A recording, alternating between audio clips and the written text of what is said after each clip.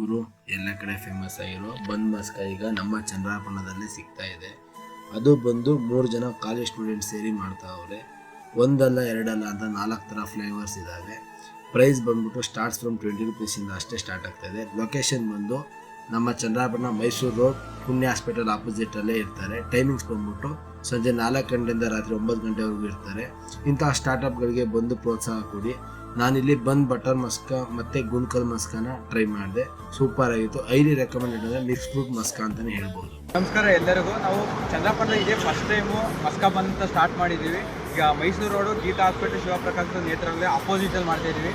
ನಮ್ಮಲ್ಲಿ ಗುಲ್ಕಂದು strawberry pineapple chocolate ಬೆಣ್ಣೆ ಎಲ್ಲ ಮಿಕ್ಸಲ್ಲಿ ಇರುತ್ತೆ. ಅದು 60 ರೂಪೀಸು.